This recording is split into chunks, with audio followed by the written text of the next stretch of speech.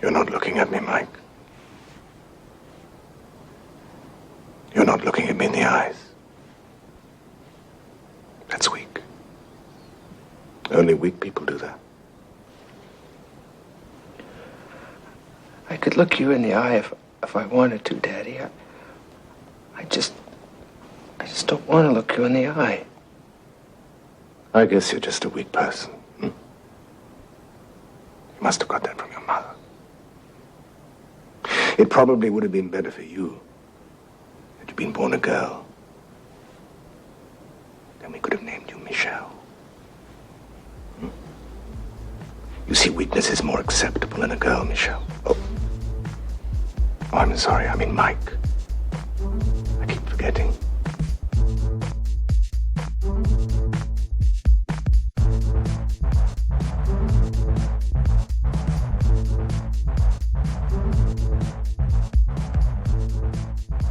Hello and welcome to, I think this is episode 210 of... I think you're right, yes. Yeah. I don't know what that makes us in sort of age of podcasts. Pretty old though, I'm guessing. Pretty old. Yeah, well, we would definitely be in the Victorian age by now, or Victorian era. I don't know. I'm thinking in the past terms. I don't know what I'm doing. You see, if I ever reach 210, I want a parade. So, yeah. 210 episodes. I want a parade. Yeah. Hooray! Hooray! It's very low cost, though, listeners, because you don't actually have to do one. It's all online these days. So whatever online parade is, do one of those. Yes, certainly.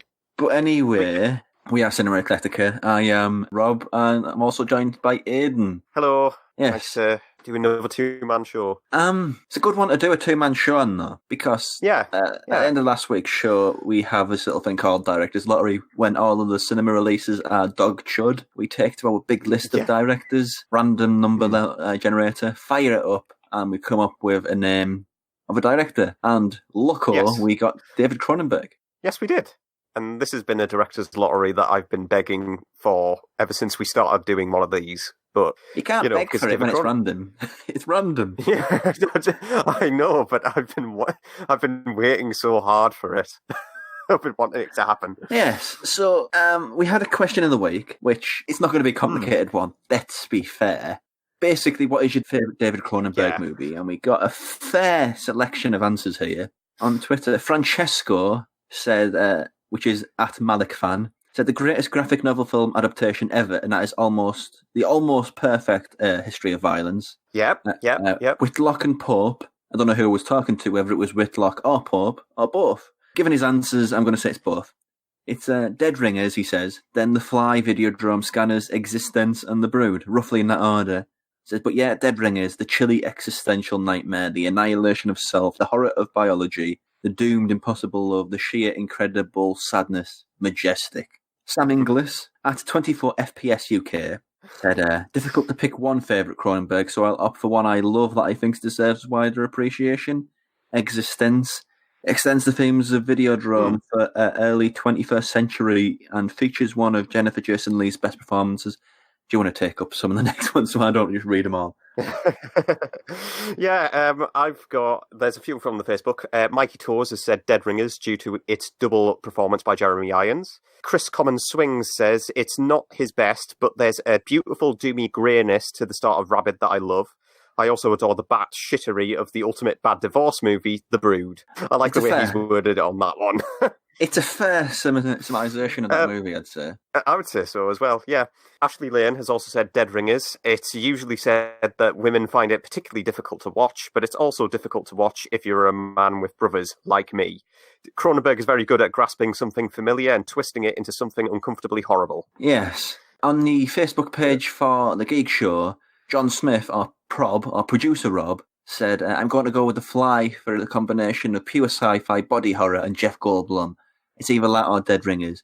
It's neither of those are allowed their naked lunch and be done with it. I'm not sure why he thinks things wouldn't be allowed. So yeah, I mean... That's not how questions work. After all, so... Graham, who's in, I think, Dorset, just staring at the ocean, being wistful right now, says, for me, A History of Violence. I love the early horror films and think Crash is massively underrated. but there's something about the way he transplanted his ideas into different genres recently that is really exciting. Never more so than his viciously precise Western come gangster movie come catalogue of ways to mangle a human face. Yeah, that's fair about that movie. Phil Watkins over at the Eclectica Twitter has said Scanners from 1981 was my introduction to Cronenberg, so I have a soft spot for that one. The Dead Zone from 1983 and Dead Ringers are right up there as well. Amazing atmosphere. Indeed, so that just leaves us two. What about you? You go first, because this is a hard question. It is quite hard because both of my answers have already been said in Dead Ringers and Rabid. Because I quite like Rabid. I've seen it recently, and it's quite nearly David Cronenberg, where he's like pushing hard in you to believe like the science behind it, and it comes off as quite reasonable and terrifying in that regard. So that's the one that I quite admire, really. For me, it's easy to say which ones are not really. But it seems to float between the trio of The Fly because it was my first, Dead Ringers, and the one we're going to talk about in a bit, The Brood. But I don't think I could actually specifically say this one is my favourite, because he's just one of these directors who's, even at his worst, and he's not really been bad in a lot of things. I think A Dangerous Method, for my money, is the only one of his movies that I didn't like. But even at his worst, he's still pretty interesting. But in those three, I think he was special in those three. Yeah, there's certainly a lot of interesting films to his work, even if, sometimes you don't get along with it. Like, I don't get along with Cosmopolis, personally speaking, but there's enough interest in there that keeps it quite diverse in a way, and generally because it's nuts, that film, as well. Yes, it is. But I said, you talked about it there, so I will go to The Brood, from his early days in Canada. Its story is a fruity one. Basically, we have a setup where somebody's wife has gone to therapy with Oliver Reed, and Oliver Reed's character is a purveyor of, I can't remember the name, but it's like the most Cronenbergian sounding thing in the world. Is it protoplasmids? Is that right? It's something like that, yeah. Something like that. It's an incredibly, incredibly intense variety of therapy, which involves lots of Cronenbergian stuff happening, including body growths and more. But also going on in the background are some murderous children-looking things going around this town in Canada. Yeah. And they do eventually intersect. And it's a very straightforward plot, but it's never straightforward in its telling, as is true for Cronenberg there. Yeah. Yeah, I watched this a few months ago, and you don't forget this film. But what did you think? Because you've watched it a lot more recently than I have. Yeah, because I saw this, literally just finished it today, and I would definitely agree on that, because it is a film that lingers in your mind, certainly after you've watched it. Because I kept thinking during it, just where's this building up to? And it's not really a build-up in the traditional sense. It's basically a heavily dialogue-driven film, but it certainly keeps up the intrigue up until, the more tense moments. Yeah, I mean, the thing that really stands out for me, though, is the therapy. Not because of the sort of the Cronenbergian stuff which grows from it. More sort of the act of it. I mean, Oliver Reed is amazing in it. But it's just this, certainly. The way how can I describe the therapy? What it basically is, right, is Oliver Reed pretends to be the person in the person's life who he's interviewing in sort of therapy sense, and pushes them and pushes their buttons and makes them angry. Yeah. And its therapy is sort of almost like a display. It's a display, like in therapy, it's like a performance piece. Yeah. It's therapy. Yeah. Because it opens on one of those therapy sessions, and it's right in your face as soon as it begins. And Oliver Reed is, I think, chastising this person called Mike, who is really quite confrontational about, his name and how he should have been named Michelle.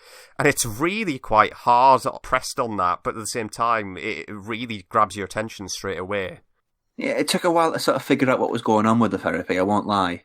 Because it doesn't introduce you to what it is. But yeah, the first scene, you think the lead character is just having a very full-on interaction with what could be, I don't know, like a father figure. I mean, the age difference isn't that much, but you think there's something going on there. Oliver Reed and Samantha Egger, that's it, Samantha Egger, who's also incredible in this. Yeah, all the performances are incredible. That's one thing I don't think David Cronenberg gets enough credit for. He's always sort of in this era, sort of the 70s to 80s, he's always thought of as the sort of the sociological horror guy who does like really gross things. He's never really given that credit as a director of actors. I mean, in some movies, it's with good reason. I mean, Scanners is not a movie with good performances in it.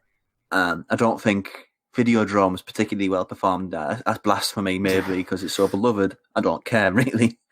But in Brood, it's just a savage movie full of savage performances. Yeah. Because I certainly get that with Oliver Reed's performance in particular, because there's just this coldness to him that really quite makes him like this. I don't want to say hateable, but this quite intriguing persona. I mean, like, there's various moments in the film where he's just approaching, like, Samantha Zegger's character and basically explaining the background around, I believe it's her mother or someone, and the backstory behind that.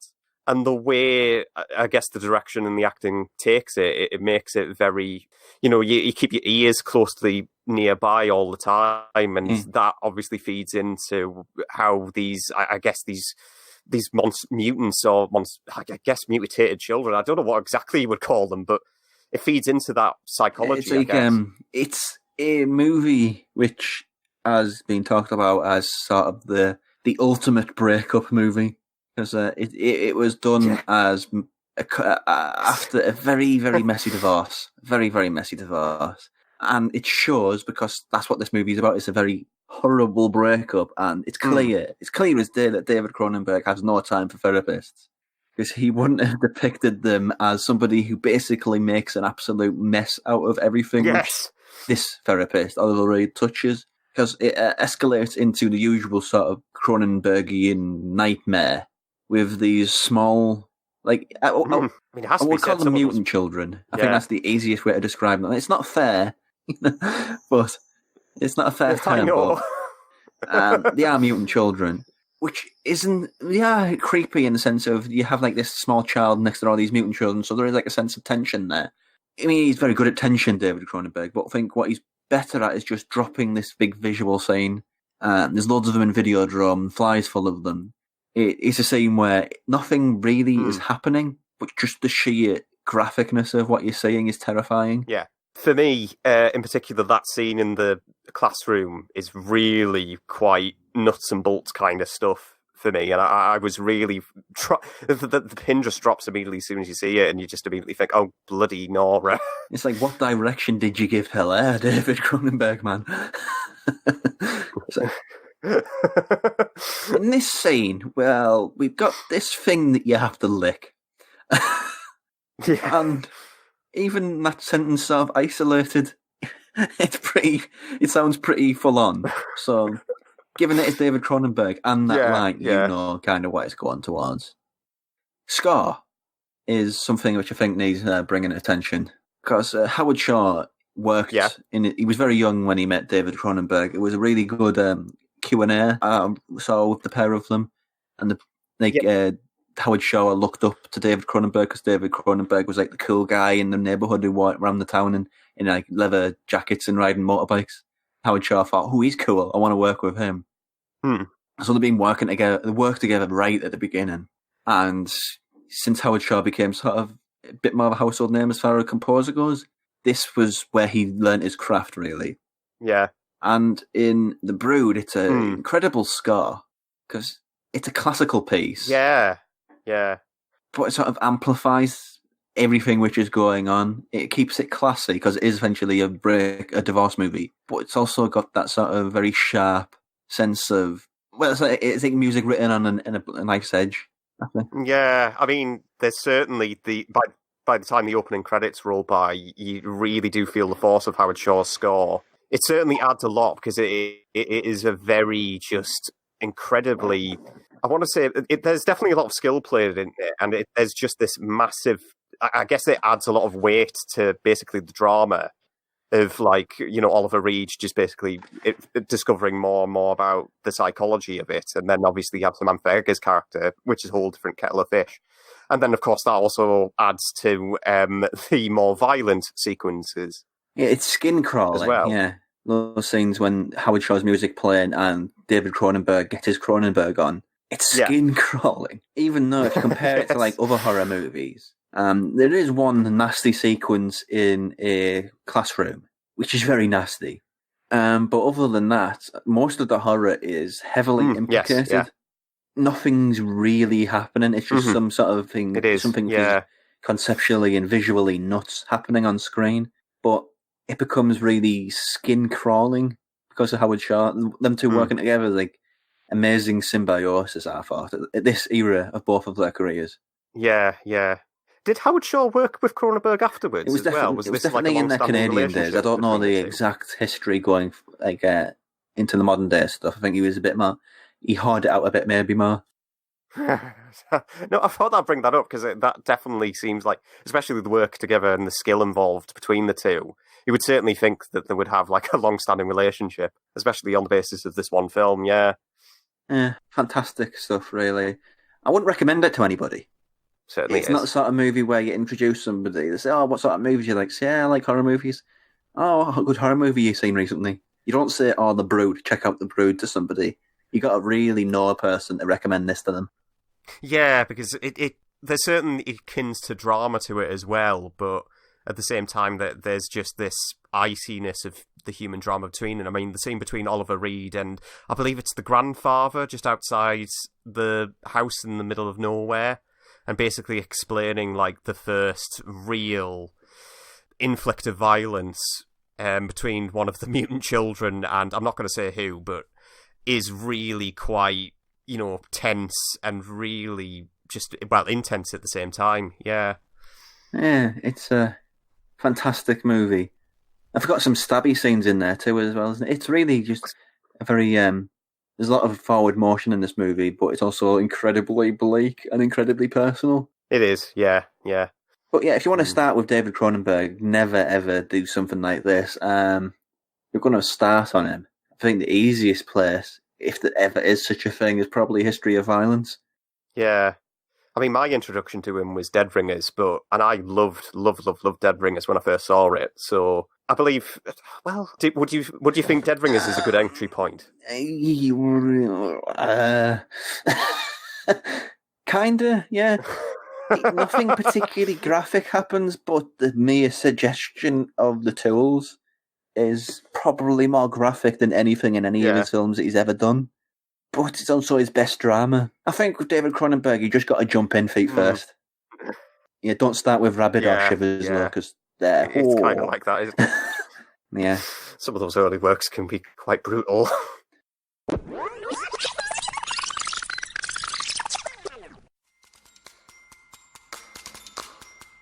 This is Andy from Literary Lightroom, telling you to go and listen to us where we literally light it about everything literary, with far too much lightering. So if you're enjoying the show, please do consider throwing a few pennies our way via our Patreon. You can find that by going to www.patreon.com/The Geek Show, and it'll help keep the lights on and help us continuing to do this show for another 210 days. Alternatively, you can follow us on social media. Search for The Geek Show on Facebook, or The Geek Show on Instagram, or Eclectica on Twitter. Many ways to get involved. Generator trip, full load rejection, turbine trip. Reactor scram. Okay, we're off the line. Disconnected from the grid. Ted, stabilize the reactor. Right.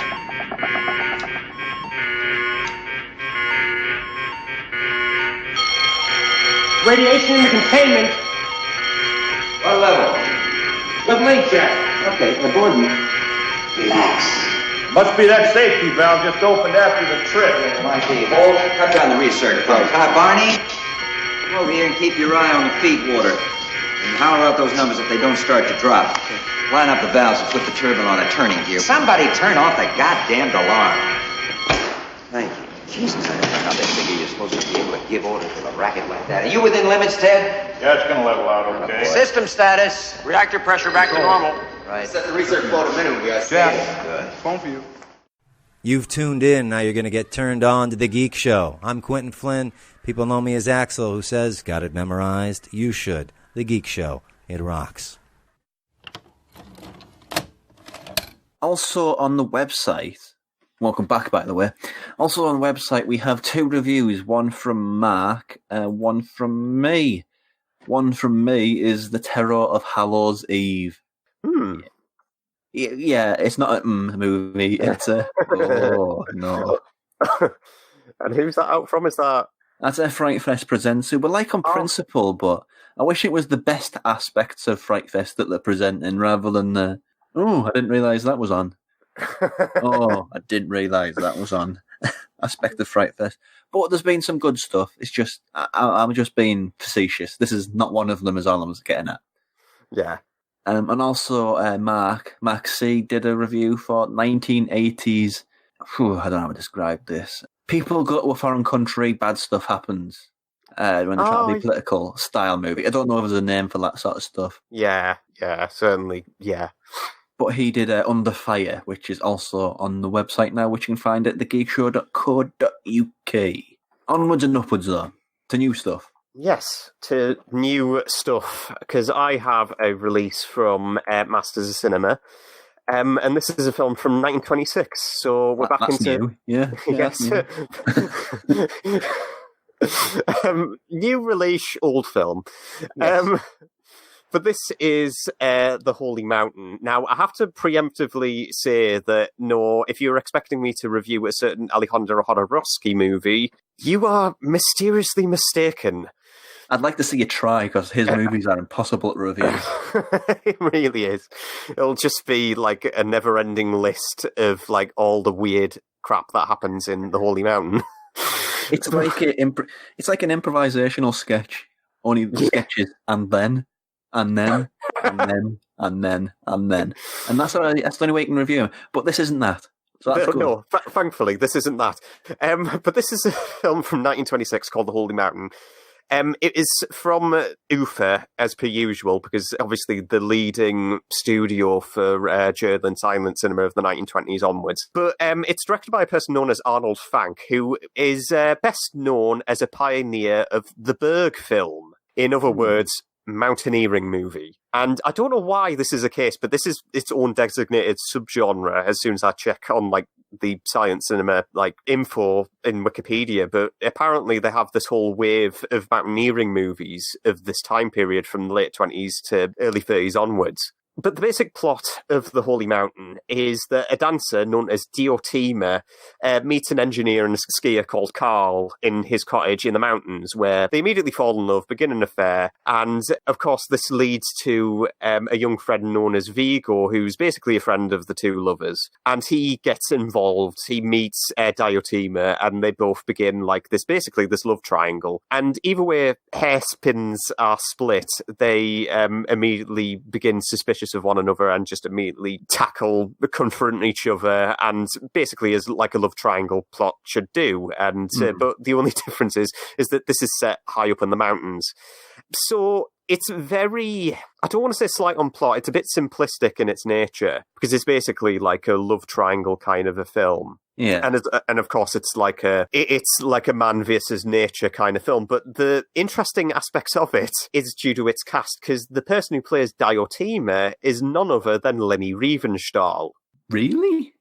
Leni Riefenstahl, yes. Listeners, you may remember that Leni Riefenstahl is the director behind the World War II farcical comedy Triumph of the Will. Oh, yes, that comedy. But yeah, this is an early film for her, because this is I think this is how she got a breakthrough for it. But basically beforehand, she was known as a dancer before she was known that's a career path. Before she was known as behind perhaps one of the most infamous propaganda movies of the 1930s onwards. But yeah, she plays this role, basically is kind of like the centerpiece for The Holy Mountain, where she behaves as the songbird for the two, predators trying to leech around her. Yeah. Kind of like Jules and Jim, but up a mountain. Yeah, basically. And actually, that's a very good pitch for it. Very good pitch indeed. But it's very beautifully shot in a way, because it like I said, it's very simplistic in its nature. So it opens on these very crystalline images of Riefenstahl dancing around nature. So it's like crashing waves of like nature going against the rock, and it's set on the coastline of Germany. I don't exactly know where, but it's often regarded as the most beautiful sequence in the whole film because it is just so in one with nature and just how Riefenstahl is like conducting it in a way. And there's various sequences in this film that emphasizes that nature, where and especially how like the intertitles in the play, like I believe like one of the lovers, like Carl, goes towards like constructs Riefenstahl to go among like this crevasse kind of way, like this pass area, and that just immediately says like, and all the debris left by these mounty waters, they are mountains.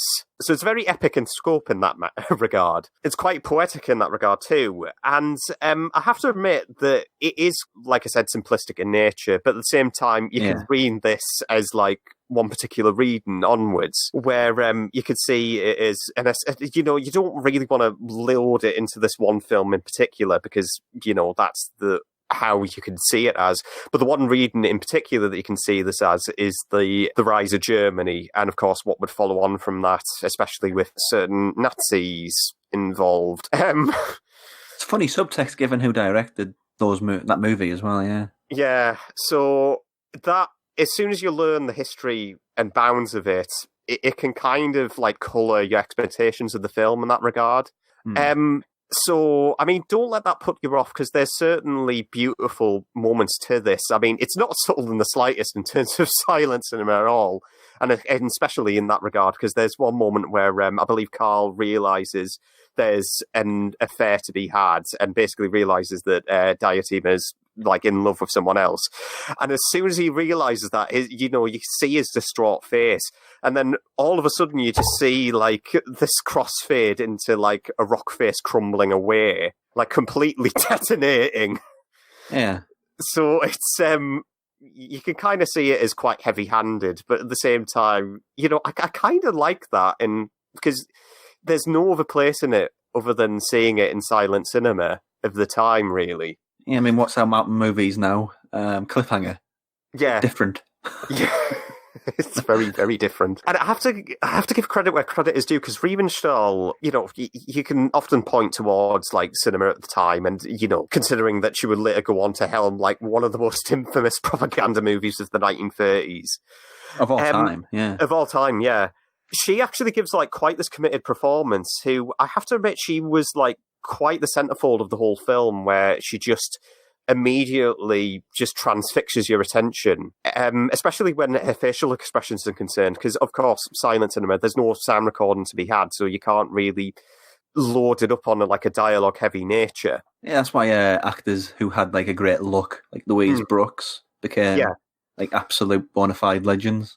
Yeah, because that's what reminded me of it. It did remind me a bit Louise Brookish, because there's just this like gaze to her, and especially when she learns that there's a third act structure where both the lovers get lost in the mountain range of, I believe, the North Face. Her look on her face is genuinely distraught as soon as she learns this piece of news from, I believe, like head of the theatre company, that she obviously arranges dance techniques in front of a theatre audience. And the look on her face is actually quite extraordinary, and you just immediately think, well, hold on, I wasn't expecting this to happen. I think she is the best part of the film, really. Yeah, that's cool. So it's got a lot of cool elements to it. I think its problem is that it stretches like this very simple story across just under 2 hours or so, when really, if silent cinema at the time, this is quite a predominant problem, especially when they don't know when to end, really.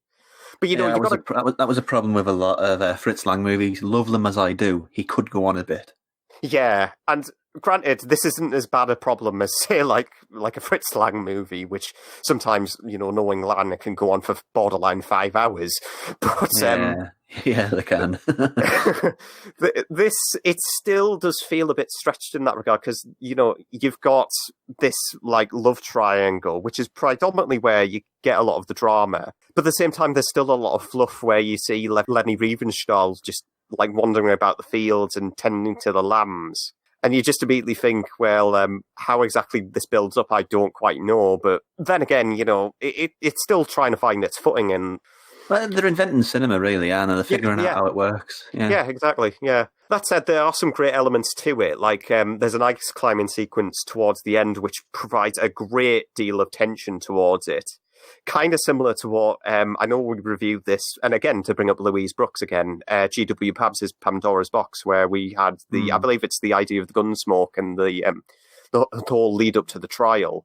They still do know how to present tension incredibly well. So there's definitely a lot of bang for your buck on that regard, and especially how that intertwines with nature. And it has to be said, it looks gorgeous. I mean, and there's they always do, don't they? Silent movies. That's the least you expect from them, yeah. Yeah. So, and it's particularly that fantastic, especially when, in terms of there's a ski race sequence between the three lovers, and of course you have Lenny Riefenstahl in the background cheering them on. And it's very, I want to say what I'm reminded about, and it's just the way the landscape interweaves. So there's not a lot of tracking shots. It's more stationary. So you'll just see like a few skiers glide past the camera. And in that regard, it's quite beautiful to behold and just to see like this mass amount of just like fun to be had. Because in a lot of ways, this is like basically like a feature-length version of someone's beautiful travel log, in the most derogatory term that you can give it. Aww. But at the same time, I had my fun with it. I did quite like it an awful lot. It's a very interesting piece of silent cinema. That's out on Masters of Cinema.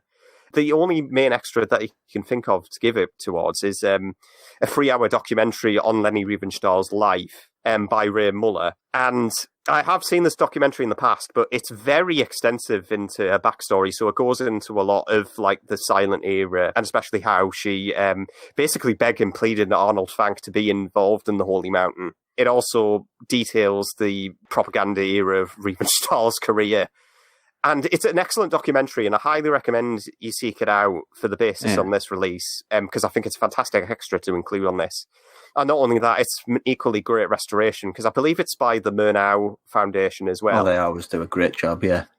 Because, again, they're fantastic at it. And I honestly do think, it's not the best of, like, the silent cinema pack, but at the same time, it works a hell of a lot well for what it's trying to do. And for, like, a pioneer of the Berg film, mountaineering movie, it certainly... looks up to in that stature, I believe. So that's The Holy Mountain. That's out now on Masters of Cinema. Of course, if you're interested in silent cinema, it's just as much as, you expect Masters of Cinema to be, definitely to be added to the collection, I believe. As much as I love silent movies, most of them are dead and buried and lost forever. Yeah, because that's the sad thing with a lot of it. I believe I was reading somewhere that like about 35% of F.W. Murnau's filmography's gone, like lost. Oh, there's that famous one. I don't know who directed it, but Greed is the famous example of a film which is just the ultimate lost movie. It's got so much. I mean, apparently it was 8 hours long, but there's like an 80-minute cut or something that exists. Yeah, I mean, I don't know whether that's highly unlikely you can find that in a complete version now, considering how much time's just brutal towards these things. And they didn't care about restoration then, did they? So these things that do come out do grab them with both hands, I say.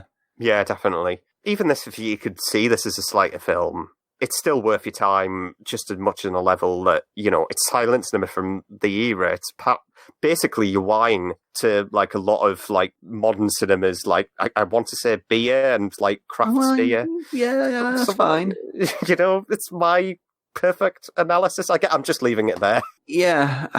The thing I will say, if you never watched a silent movie before, and I know that's not going to be the case if you listen to this show, but if you haven't, I'd say... I've never watched a silent movie where I felt like I've wasted my time. Yeah. So even if it's slight, even if there's not a lot going on, it's still worth your time, I'd say, even though I've not seen this one. Yeah.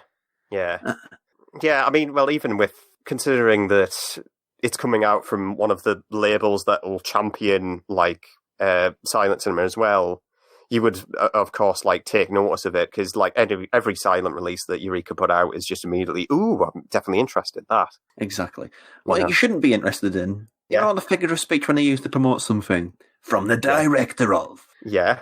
Well, the movie I've got, basically in using that sentence, you think, oh, you're all right. About it. But from 1982, we have The Sender, directed by Roger Christian, from the director of Battlefield Earth. Oh, no! It's like, you know what? I'm all right, actually. Oh, no. Which isn't entirely fair to the movie, let's be fair. It's from 1982, like I said. It stars Catherine Harold and Zlejko Ivanek. Name might make that sound familiar, but he's one of those actors who was that guy from that thing. He's best known for Hannibal, allegedly, but again, he's just one of those actors who's been in everything. Right. He's a journeyman actor. But the plot, I'm assuming Mike Flanagan was inspired by this in some way, shape or form. But Mike Flanagan made a film called Before I Wake, I believe it was his name. Oh, is that the guy who did Oculus? Yes. Yeah, okay. Yeah, I know. In this, it stars... I just can't buy a character name because that is just an impossible surname. He's referred to as John Doe 83 because Okay. in the beginning of the movie, he's basically captured as he's trying to commit suicide by walking into a beach and out into the ocean. Turns out he's lost his memory. Yeah. We see him. It takes him back to sort of a mental health hospital. And it turns out that when he sleeps, bad stuff happens. His dreams become reality. And it's lots of instances where Catherine Harold, who's the lead, she's a Dr. Gail Farmer, which I thought was a great name because I thought, does she farm Gales? I don't know. But she nearly killed in multiple instances where John Doe's dreams become real. And it's very flimsy on plot because that's basically it. There's a further plot comes on, which is his mother appears and says, you better let him go because he will try and kill you and he's dangerous, which is proven there. Yeah. And I think that's the fundamental problem of it, really. You can say it's plot in a sentence. It's very streamlined. It's interesting in the regard of it blurring those lines between reality and dreams. It's described as rubber reality, the sort of thing which Nightmare on Elm Street did. Nightmare on Elm Street was terrifying, I think, because it took me such a long time to actually get around to watching it, because as a kid, it was one of the things that scared me most. You know, when I went to my VHS shop, there was a massive standee of Pinhead, and that's just like an immediate. I haven't watched Hellraiser since because that standee terrified me. Yeah, I had a similar feeling with the original Texas Chainsaw Massacre when I first caught that. It was just like, blimey, that terrified me. Yeah, I can understand that. I haven't. Yeah, I'm not getting that though. That's a whole different conversation. It is. Yeah, that sort of Nightmare on Elm Street does it in a way where weird stuff happens in a violent sense. There's that scene where the stairs become yogurt, which I adore. There's a scene where Johnny Depp basically becomes a stain on the ceiling, which you never know what happens. I don't think you do anyway. Nothing that visceral happens in this. Yeah. There's still violence in this. The most violent it ever gets is a scene in which it's in a mental hospital, which is probably the least. It's not an incredibly sensitive thing for it to do. But there's one person there who believes he's both Jesus and that he's been beheaded, but he's got to keep his hands on both sides of his neck, otherwise his head will fall off. So it has a sort of shock corridor or Ninth Configuration look at sort of mental health. All right, yeah. Which is it turns it into a bit of a joke, which I don't think it's meant with any sort of ill will, but looking at it now, going back, it's a bit maybe not. Yeah. But he kind of makes people's fears manifest in that regard. There's also a scene in a toilet in which the mirror just starts shattering and bleeding all over the place, which is a cool effect, and it's very well done. I mean, the practical effects in this are very, very good, and for what is effectively a very small film. Yeah. But it's well performed. Everybody has like a very clearly defined role, and you know what all the characters' motivations are. Gets a bit muddy when it comes to the John Doe character because he's constantly flip-flopping between being a good guy and a bad guy. So I think the problem with the sender is you think, who am I supposed to be on side with here? Right, okay. Because you've got the Catherine Harold character who's like the hero, I guess. But then she goes missing for like really large amounts of time. So then it leaves you to the John Doe character who simultaneously... I'll spoil this because, I've got to because there's not a lot to talk about here. But the guy who believes is Jesus, he punches his head off and everybody can see it. Everybody can see it. It's like he makes the dreams reality, but it's not actually happened. They're just seeing some sort of like projection of his mind. Yeah. But is that the action of a hero? No, not really. So motivation-wise, it's all over the place. Right. Oh dear. It's an interesting idea. Don't get me wrong. That sort of idea where dreams become waking reality. I think that's a really cool idea. I think it was Before I Wake, the Mike Flanagan movie. That's genuinely underrated. I think it's an interesting movie there because it's done in a much more real way. I mean, it's a scared child whose nightmares are becoming real. Yeah. As opposed to somebody who's in a mental hospital, which is a little bit... probably shouldn't do that. Yeah. It's interesting, you know. I mean, it's an interesting 80s horror movie, which I'll have a hard time calling it a horror movie. It just has horrific bits, but mostly it's just a drama. So it's interesting. It stands out in an era where a lot of the movies, a lot of 80s horror were purely gore focused. So it's interesting in that regard as not being that. I mean, I know the head punching suggests otherwise, but talking about, I think that's possibly the worst thing that happens. There's nothing else even remotely close to that. Yeah. It's just very slim. It's very thin on the ground. It's one for sort of, what do they call it? Completist? Well, yeah, but there's like a specific term because there's a documentary on there, a little mini documentary starring Kim Newman, who's always good value for money. Oh yeah, Kim Newman's always brilliant. I think, psychic terror, I think, is the phrase they use for it. Right, okay, yeah. If you're a fan of psychic terror, I think, yeah, if you're completist, get it by all means. But if also you're a fan of psychic terror, there's so many more better ones. For example, Brian De Palma has two great ones in The Fear and Carrie. I'd instantly say go for them first, but if you've seen literally everything and you're looking for something new, give The Sender a go. But if not, no. it's all right. Yeah. I'm willing to give the director of Battlefield Earth some credit. Yeah, I mean, he did some okay movies. Battlefield Earth is not one of them. Definitely not. But this is okay, you know. Yeah. It wasn't a waste of time watching it. It had some good ideas there, visually speaking. So, yeah, that's out on Arrow Video right now. So, I think we should move on because we have Mick coming in just about now, and he's got a double review of, I think, one film from Arrow Video and one film from Indicator in a double pack of the Andromeda Strain and China Syndrome. Hi, and welcome to a new, possibly semi-regular feature in which I play the role of the Disaster Master. This week I'll be looking at two films, both of which are kind of science fiction, or certainly speculative fiction, or were when they were conceived, that deal with similar subject matters, but in slightly different ways. I'll be covering last year's 40th anniversary dual format re-release from Powerhouse of The China Syndrome, and I'll also be covering the Andromeda Strain, which sees a dual format release this year to celebrate 50 years since Michael Crichton's original novel upon which the film was based. So, effectively, both these films deal with an incident where technology, science progress has caused an issue that's going to affect people. Both deal with the way that big business, governments, big organisations deal with communication to us, the wider public, either to keep us safe from the truth, so as not to cause widespread panic, or to cover up their own failings, shall we say. What I like about both films is that they have startling similarities in the way that they present themselves, but they have remarkably different sort of gestation stories behind them. So I'm going to start, if I may, with Andromeda Strain, a 1978 film, as I said, based on the novel by Michael Crichton. And it displays all of Michael Crichton's strengths as both a novelist and storyteller and as a screenwriter, although the Andromeda Strain script wasn't produced by Michael Crichton.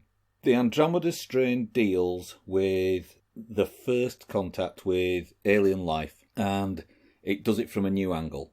It's the idea that the alien life comes to us in the form of a microorganism.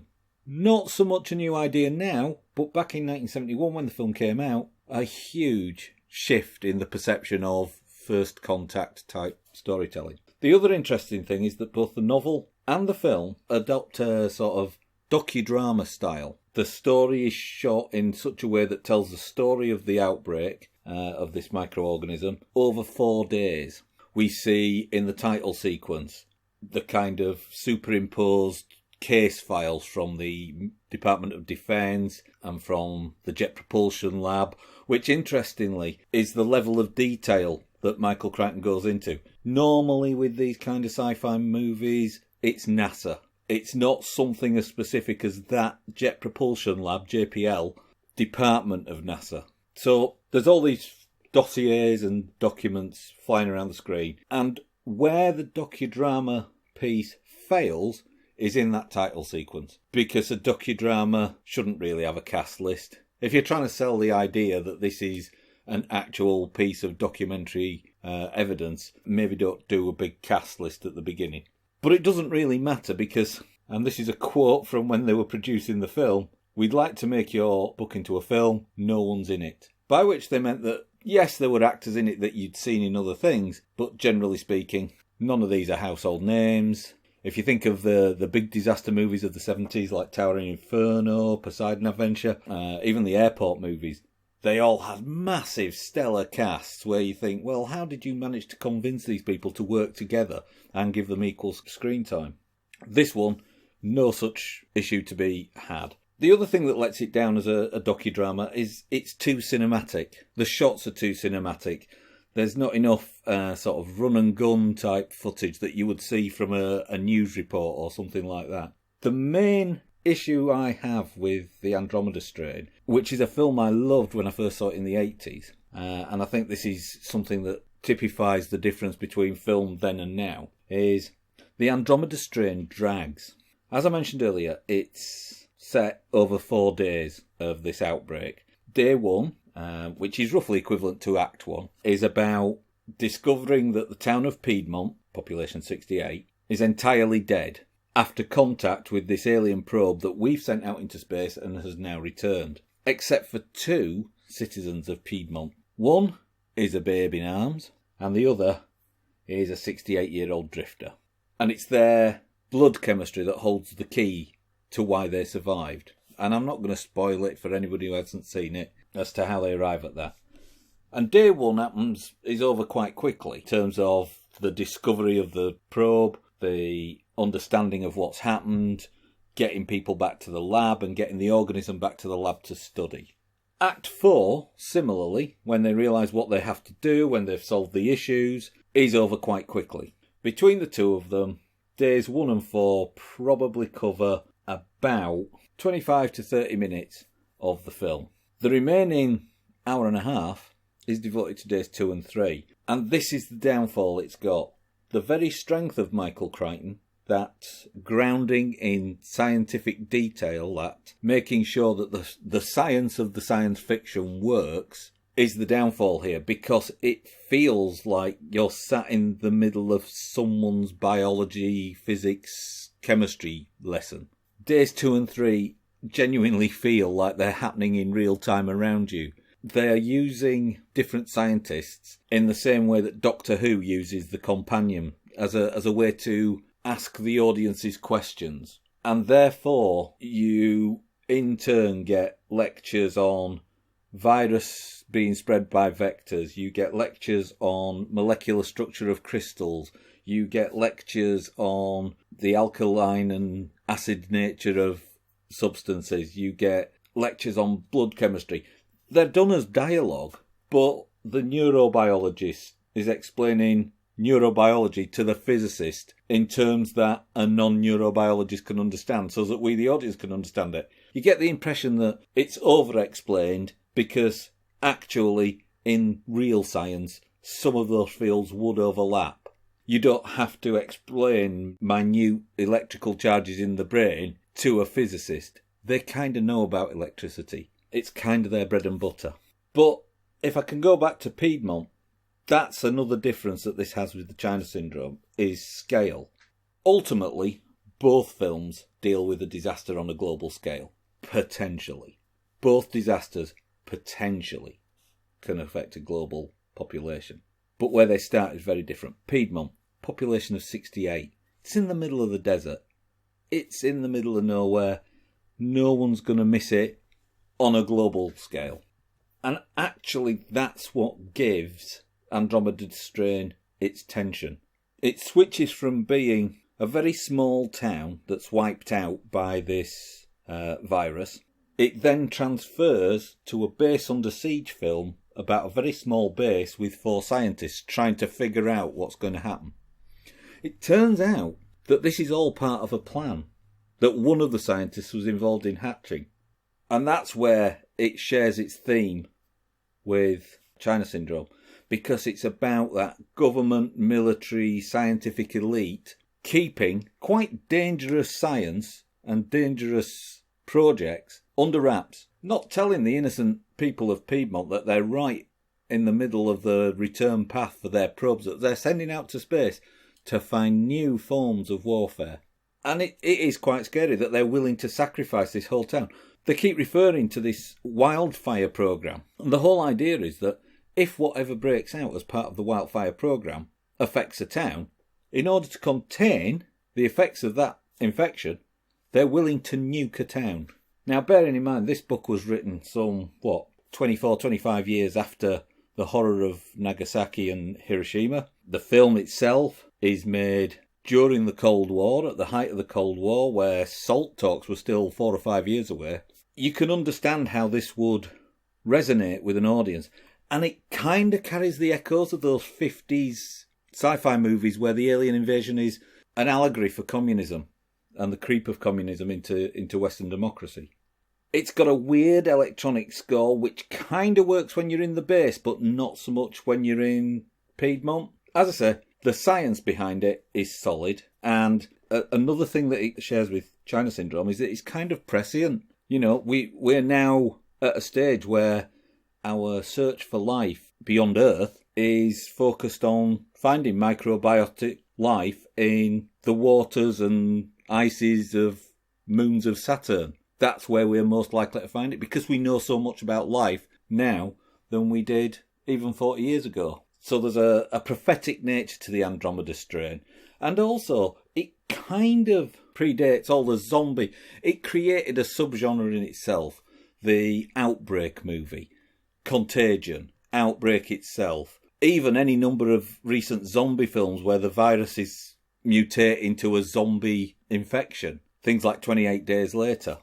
They owe a great debt to Andromeda Strain. If it hadn't been made, it might have been 10, 15 years before we got Outbreak movies as we know them now. So it's a landmark in that regard. It does show the difference in movie-making techniques. It does drag, whereas in the modern era, that 100 minutes would be filled with action rather than tense conversation, I think. Lots of quick edits rather than lingering shots on pained expressions. There's a kind of almost confusion as to what it's warning against as well.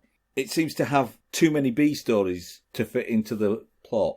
Is it about governments hiding their secret projects? Is it about bringing life to us in a form we don't recognise? Is it about the dangers of just science interfering in the natural order of things anyway? Or is it about the fact that a scientist assigned to a project in a base where flashing red lights are the order of the day if something goes wrong, would they actually employ someone who suffers from epilepsy? That is a good question. I don't think that scientists at this level would rule that out as a test for potential staff members. It's one subplot too far, and it's foreshadowed a lot more than its impact deserves. But all in all, it's a solid film, very cinematic, very claustrophobic because of the size of the town and the size of the base. There's twists and turns along the way, and it's a lovely clean print. The extras include making of documentaries and commentaries. There's a marvellous look at the legacy of the Andromeda Strain, which comes courtesy of our good friend, Kim Newman. And it's a lovely little package, so I would recommend that if you've never seen the Andromeda Strain, you go out and get this. It's remastered from a beautiful 4K reprint of the master. It's one of those sci-fi films you should see before you die. The contrast to this is, of course, the China Syndrome. But let's deal with the similarities first. Again, it's a piece about communication between big business and profit-making organisations and governments, and us, the little people. Once again, the potential impact of the disaster that's portrayed is global. This time, however, the scale that it affects immediately is different. We're talking about the whole of LA being immediately impacted by it.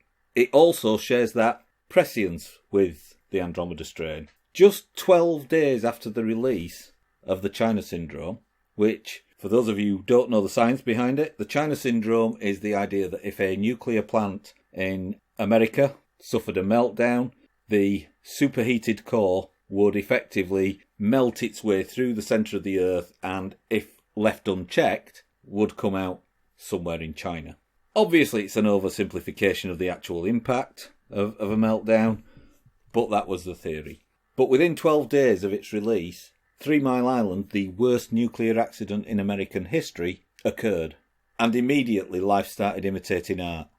There was a clampdown on the media that could be released to the press. So what did the press do? They used footage from the China Syndrome as part of their news coverage, without mentioning, by the way, that it was from a movie.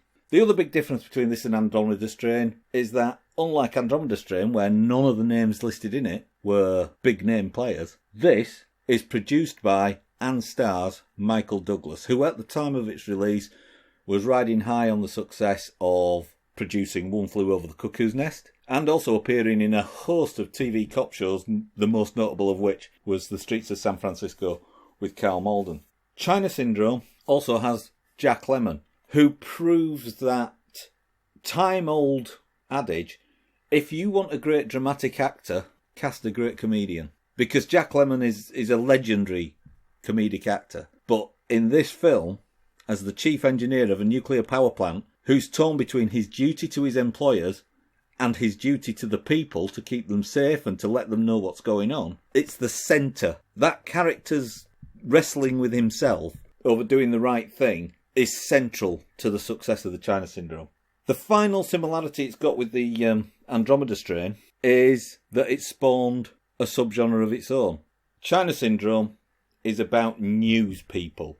Jane Fonda's character, Kimberly Wells, is the anchor woman who's treated like a second-class citizen simply because she's a woman. She's given fluff pieces to do about birthday telegrams and singing puppies and dancing unicorns and anything else that's considered light and fluffy, the kind of thing that over here in the UK we call the "and finally" piece.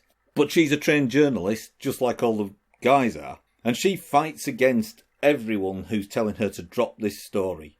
Michael Douglas's character, the cameraman, he is a firebrand. He sees things going wrong in this nuclear power plant and he leaks the footage, almost causing a bigger disaster by bringing down the wrath of the utility companies down on the news outlet. The whole thing about the China Syndrome is that it's massive. It's huge. We go round a nuclear power plant. We're told how a nuclear power plant works. But here's the thing. The science doesn't bog the film down. The film is about the drama. It's about the threat. It's about the danger of a nuclear meltdown. It's about the unsuspecting citizens of LA who haven't been told there's something wrong, but in 24, 48, 72 hours could be wiped off the face of the earth. There's an explanation of how a nuclear power plant works. It lasts about 2 minutes 40 seconds. And it's part of the news piece to camera, so it's done for an audience, not for a scientist. It's not done for even a scientific journalist. It does all the things that Andromeda Strain does. It just does them more successfully, more efficiently, as opposed to the Andromeda Strain, which has that middle act that drags for a long time. China Syndrome rattles by as it goes from, there was nothing to worry about with that little seismic tremor there. That wasn't a problem at all, to, it's a full-scale meltdown, let's not tell anybody, let's just deal with it, and if everything goes wrong, then we'll tell people to go away. It's an epic, epic film, and so much so that I actually went into the office after watching this film, and someone asked me what I'd done over the weekend, and I said, I watched the China Syndrome. They'd watched the exact same film on terrestrial TV the same afternoon I was watching this Blu-ray release, and said, it's just as impactful now as it was 79 when it was released. Did we learn from it? Well, that's a matter of opinion. I mean, since 3 Mile Island, we've had Chernobyl, and we've had Fukushima. Are we going to have other nuclear accidents? Probably. But the key thing about this film is it spawned films like Network and other films where the focus is on media people, their relationship with the people that they're reporting about and the people that they're reporting to, their responsibility for the people that they're reporting to. And so, again, this is a 4K re-release, available in dual format. It came out last year as part of the 40th anniversary of the film's release. It has a variety of extra features on it, theatrical trailers, TV spots, a fascinating documentary by a history of propaganda. Once again, this one started life. Whereas Andromeda Strain was written like a docudrama, this one started life as a docudrama. And once Michael Douglas got it, he sent it to Jane Fonda and she wanted it. This is the first film she did after rather being forsaken as the darling of US cinema after all her antics as a war protester during Vietnam. Hanoi Jane, as she became known. So this was a bit of a gamble for her. This could have turned her... This is... Bearing in mind that it's 1978, 79, nuclear power is seen as the great saviour. It's the clean, renewable energy that's going to save us all from being tied to diesel and gas-powered turbines. So it could easily have got her silenced by the power companies and discredited and ended her career. But it didn't, as we know. So yeah, it's a powerful piece of cinema. Even today, watching it, you think, with the events of recent years, we probably not learnt that much. And they were telling us even back then. So, that's my double bill done. The Andromeda Strain is released on June the 10th on DVD, Blu-ray, dual format disc from Arrow Releasing. And The China Syndrome is already out from Powerhouse, again on dual format, Blu-ray and DVD. I've been Mick Snowden, and that's been The Disaster Master. Thanks for listening. So then, coming out this coming Wednesday on the 19th of June, we have Brightburn, starring Elizabeth Banks, David Denman and Jackson A. Dunn. This is the, what would you want to call it, the horror/superhero movie that... What if Superman was a kid but he murdered everybody? That sounds roundabout right to me. Apparently, that's literally all there is to it as well. I mean, I've heard certain reviews where they suggest that if you've seen the trailer, you've seen everything the movie has. Which is disappointing because it's like James Gunn, and I do like James Gunn. Yeah, he's producing this, isn't it? It's not directed by him because I've seen his credit on the trailer. So I hope that doesn't raise any red flags, considering James Gunn is actually really talented. He is indeed, yeah. But coming out on Friday, the 21st of June, is Toy Story 4. I'll watch it, but does it need a fourth? Is my question. I know, that's what I've been humming and hawing about. So I've heard positive reception, but I'm still very, very, yeah. You said that about the third one, though, as well, didn't we? Didn't need a third one, and look what turned out. But at the same time, I don't think Pixar are the be-all and end-all like they were when they made those previous ones. Yeah, I mean, it also has Key and Peele in it, so... Oh, has Keanu Reeves in as well, so it's a whole win. Yeah, so I'm hoping, fingers crossed, that gets the next film of the week treatment, hopefully, because it'll be an interesting one to talk about. But next up, we have The Captor, directed by Robert Bedreau, but this stars Ethan Hawke and Noomi Rapace, and Mark Strong, actually. We have a screener for this, so it will be on the website or the show, so I look forward to that one. Definitely. We have Marie by Georgia Paris, starring Bobby Jean Smith, Phoebe Nichols and Madeleine Worrell. This is a limited release, so under 25 screens in the country. So 24 in London and 1 in Birmingham. 1 in Birmingham, roughly that speaking, if you do your math, yes. After that, we have a Maine, which I don't know much about, because again, this is another 25 release screener. We have Division 19, another 25er. This is not very exciting, but it's a limited release, so what can you do? We have, get ready for this, we have Child's Play, starring Mark Hamill. Oh, this is the horror community have not liked this. Is Mark Hamill taking over from, who was it that played Chucky in the original films? Brad Dourif, I think his name. Yeah. So is he taking over now? Oh no, it's a totally independent thing, because Don Mancini basically worked on all of them. Right, okay. And he did like Bad Brad Dourif as the Chucky. This one reimagines it. It's not like a toy. It is a toy, but it's a toy which is sort of a robotic toy which has gone corrupt and it's killing loads of people. And it follows one like block of flats, and it's a CG Chucky as well. Oh God! Right. So the horror community went, no, we don't like it. Which I think is fair in this case. Usually I think the horror community are just... I'll just leave it at that and not get myself in trouble. But this time, yes, I think they're right. Oh, you're reminding me of the review of Puppet Master Littlest Reich there, where the horror community equally took a hardened stance to it. Oh, yes. Puppet Master Littlest Reich is a bad movie. From the director of Dragged Across Concrete. What the hell happened there? Yeah, Craig Zahler, Meet the Deep End. He went right definitely. off it. Yeah, definitely. And the only other release we've got is another one from Curzon Artificial Eye, In the Flood, starring Lena Headey and Ian Glenn, and that's your lot. So the two horse race, really, isn't it? Yeah. Yeah, it's between Toy Story 4 and Brightburn, and obviously this will have to be converted with our fellow co-hosts, just so we know what we're doing. I would guess Toy Story 4 would be the best bet. Yeah, I would co-sign to all that too. Definitely Toy Story 4 for my money, but we'll see. But in the meantime, with either Brightburn or Toy Story 4, that's your lot for this week. But I have been Aidan. And I have been Rob. See you next week.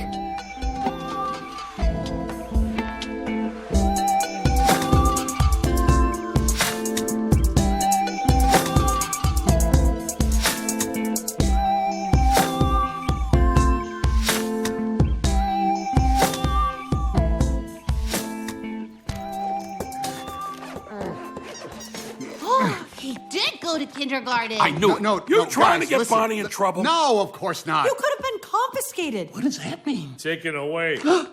Or worse, you could have been lost. No, guys, listen. Bonnie had a great day in class, and we're going on a road trip. Road trip? Vacation! But then something really weird happened. Bonnie made a friend in class. She's already making friends. No, she literally made a new friend. Hey, it's okay. Come on out. That's it. Come on, there you go. Come on, let's get you out of there. You got this. Good. Everyone, I want you to meet Forky. Golly, Bob House. Look how long his arms are.